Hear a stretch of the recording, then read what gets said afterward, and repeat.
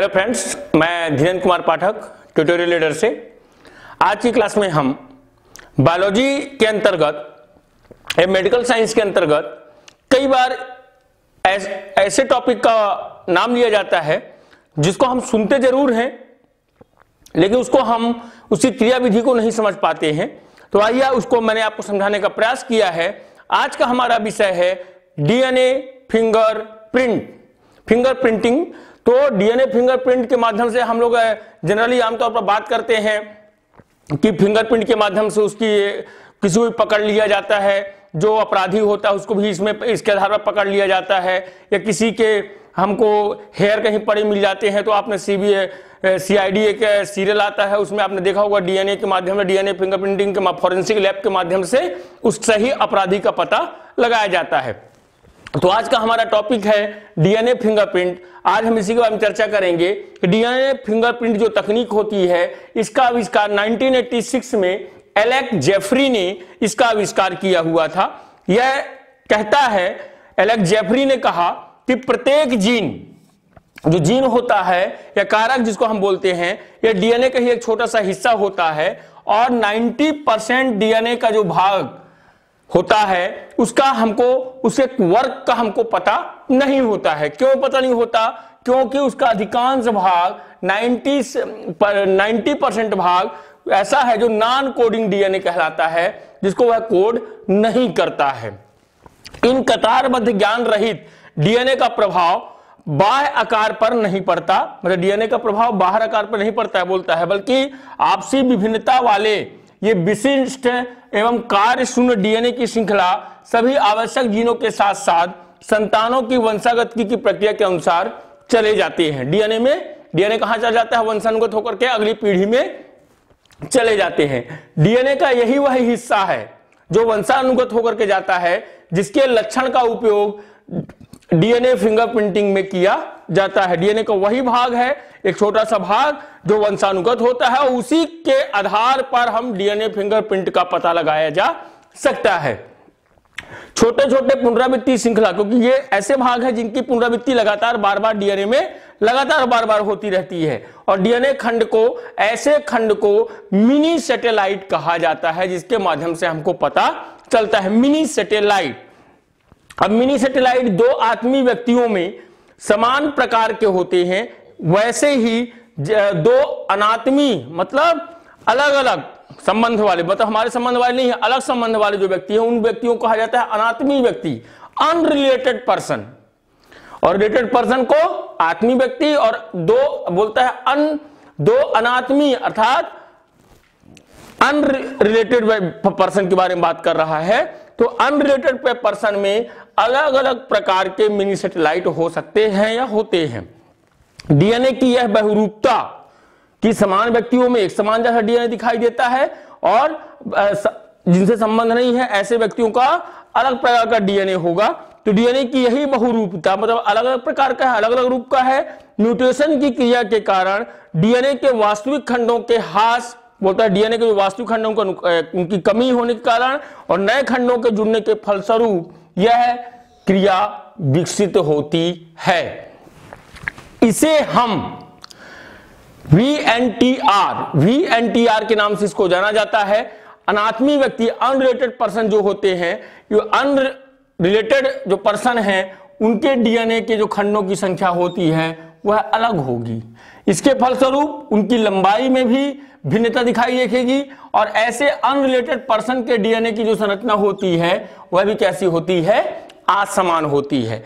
अब इसके बारे में हम पता करते हैं कैसे डीएनए फिंगरप्रिंट्स का महत्व बढ़ा, किस प्रकार इसकी जांच की जाती है, इसके बारे में हम बात करते हैं। इसके विपरीत किसी दो व्यक्तियों के डीएनए की समानता, मतलब डीएनए में जो समानता देखने को मिलती है, उसके आपसी संबंधों की स्थिति को भी सुनिश्चित करता है। तो सबसे पहले मैंने यहां पर डायग्राम बनाया है। मान लीजिए रेशे जैसी रचना आपको दिखाई दे रही है, ये मान लो कोई डीएनए का एक भाग है। तो बोलता है इसके लिए सबसे पहले हम एक माइक्रोग्राम कोशिकाएं 0.1 लगभग, बोलता है लगभग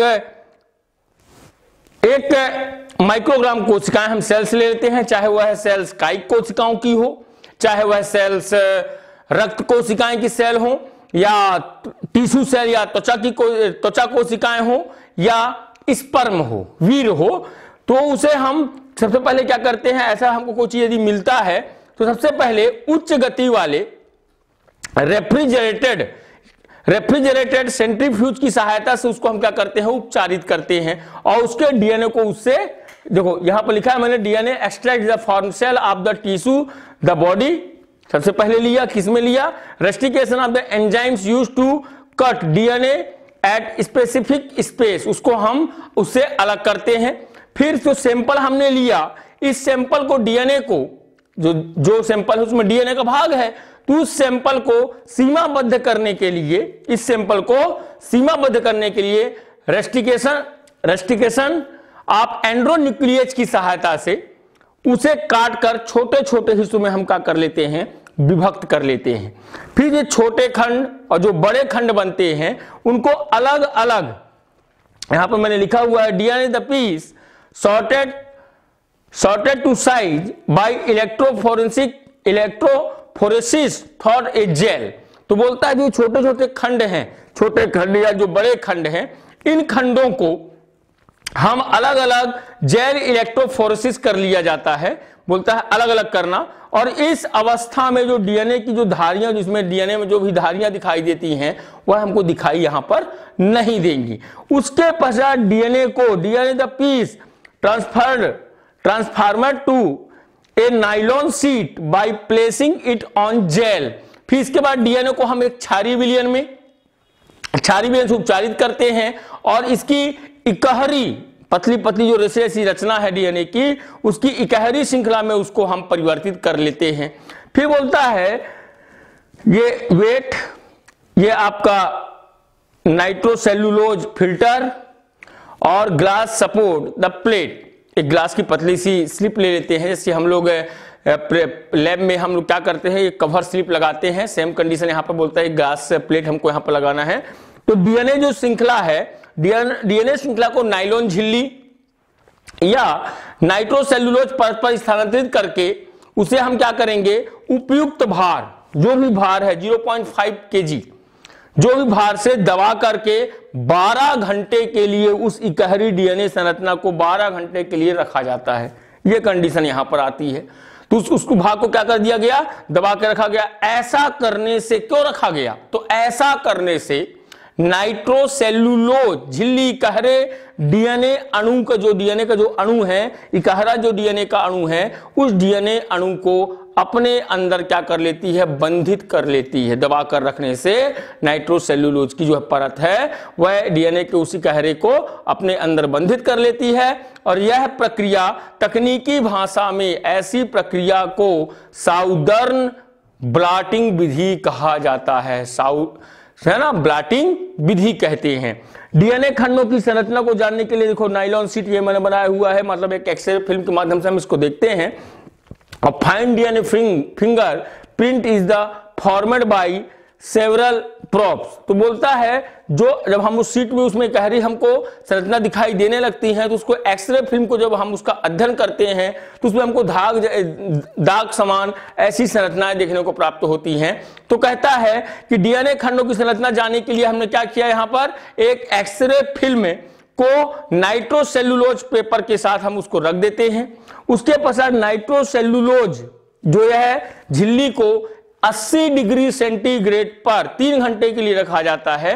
3 घंटे रखने के पश्चात क्या होता है, जो भी इसमें निशान हैं, मार्क हैं, वह इस झिल्ली में क्या हो जाते हैं, स्थित हो जाते हैं या दिखाई देना प्रारंभ हो जाता है। अब डीएनए का एक्सरे झिल्ली रेडियोग्राफ हमने तैयार कर लिया, जो ये दिखाई दिया children share bands with each parents mother and father which show their relationship. तो इनमें जो माता या पिता के जो भी रिलेशनशिप के जो भी लक्षण या उसमें हमको दिखाई देते हैं, उस रेडियोग्राफ के आधार पर हम उसको देख लेते हैं। तो इस प्रकार से डीएनए फिंगरप्रिंट की विधि यहां पर पूर्ण होती है। दैनिक जीवन में या हम लोग सीआईडी जो सीरियल देखते हैं उसमें भी डीएनए का कई बार नाम आता है। तो इसका महत्व क्या है, डीएनए का क्या महत्व है, तो डीएनए का पहला महत्व बोलता है किसी भी संतान के सही माता पिता की पहचान करने में हमारी ये हेल्प करता है डीएनए फिंगरप्रिंट। दूसरा, संदिग्ध माता पिता के बच्चे जो होते हैं, मान लो कोई बच्चा है और उसके माता पिता की जानकारी नहीं है और ऐसा हम बच्चे के लक्षणों के आधार पर किसी पर अनुमान भी डायरेक्ट हम नहीं कह सकते कि यही उसके माता पिता होंगे, तो ऐसे माता पिता को हम संदिग्ध माता पिता कहेंगे। तो संदिग्ध माता पिता के बच्चों के डीएनए फिंगरप्रिंट की वजह से उनके सही माता पिता का हम इसके आधार पर पहचान कर सकते हैं। इसी प्रकार समरूपी जुड़वा जो ट्विंस बेबी होते हैं, समरूपी जुड़वा जो होते हैं उनमें डीएनए फिंगरप्रिंट बिल्कुल एक समान होगा। जो ट्विंस बेबी होते हैं उनका डीएनए फिंगरप्रिंट बिल्कुल एक समान होता है। आपराधिक मामलों में फॉरेंसिक लैब के आधार पर फॉरेंसिक प्रयोगशाला में इसका उपयोग किया जाता है और इसके अपराधियों को पहचानने में हमको मदद मिलती है। इसी प्रकार मृत लवारिस जो डेड बॉडी हमको प्राप्त होती है, उनके मृत अंगों के डीएनए जो संरचनाओं को हमको अध्ययन करते हैं, उनके हाथ या उनके और भी जो मांसपेशी संबंधियों के डीएनए फिंगरप्रिंट को के आधार पर हम उनकी पहचान कर लेते हैं कि अमुक व्यक्ति का संबंध या अमुक व्यक्ति कहां से है या किससे इसका रिलेशन है। तो इस आधार पर हम डीएनए फिंगरप्रिंट का महत्व है और मेडिकल साइंस में इसका बहुत इंपॉर्टेंस है और बायो वाले बच्चों के लिए बहुत इसका जानना अनिवार्य है, क्योंकि 12th के पश्चात आप एमबीबीएस या कोई भी कोर्स करते हैं तो वहां पर फिंगरप्रिंट का वर्ड आता है और फिंगरप्रिंट को जानने में आपको मदद मिलेगी। तो निश्चित रूप से डीएनए फिंगरप्रिंट आपको समझ में आया होगा। Thank you.